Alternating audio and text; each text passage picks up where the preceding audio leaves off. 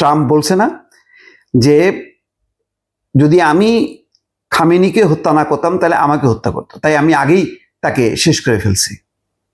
এটা হচ্ছে সোজা সাপটা কথা ট্রাম্পের। আর মার্কো রুবিও এখন তার নিজের দেশে প্রশ্নের মুখে পড়ছে যে ইরান ইসরায়েল সংঘাত হবে, এটা মোটামুটি মেনে নিচ্ছে, কারণ মিডিল ইস্টে তাদের নানা রকমের স্বার্থ আছে।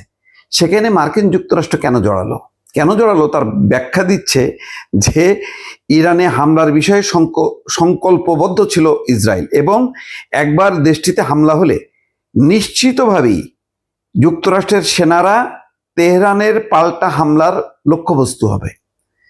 সেই চিন্তা থেকে ট্রাম্প প্রশাসন আগেই দেশটিতে হামলা করেছে। চিন্তা করছেন তাদের ব্যাখ্যার ধরন? মার্কো রুবিও বলতেছে ইরান ইসরায়েল সংঘাতে বিস্ময়করভাবে যুক্তরাষ্ট্রের ঢুকে পড়া নিয়ে পররাষ্ট্রমন্ত্রীর এই ব্যাখ্যা কংগ্রেসের জ্যেষ্ঠ সদস্যদের মধ্যে ভিন্ন ভিন্ন প্রতিক্রিয়া তৈরি করেছে। ওয়াশিংটনে স্থানীয় সময় গতকাল সোমবার সন্ধ্যায় কংগ্রেসের শুনানিতে ইরানে হামলা নিয়ে বিভিন্ন প্রশ্নের জবাব দেন পররাষ্ট্রমন্ত্রী মার্কো রুবিও। রুদ্ধদ্বার ওই শুনানিতে যুক্তরাষ্ট্রের কেন্দ্রীয় গোয়েন্দা সংস্থা সিআইএ এর পরিচালক John Ratcliffe, joint chief of স্টাফের চেয়ারম্যান ড্যান কেইন উপস্থিত ছিলেন।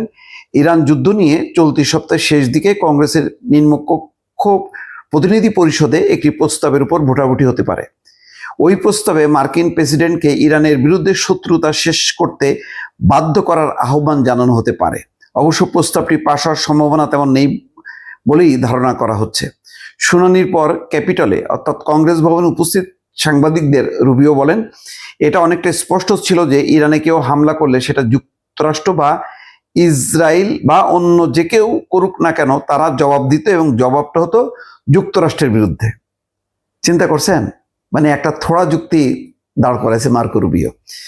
মার্কিন পররাষ্ট্রমন্ত্রী বলেন, আমরা জানতাম যে সেখানে ইসরায়েল পদক্ষেপ নিতে যাচ্ছে। আমরা জানতাম যে এর ফলে যুক্তরাষ্ট্রের বাহিনীগুলোর উপর হামলা হবে।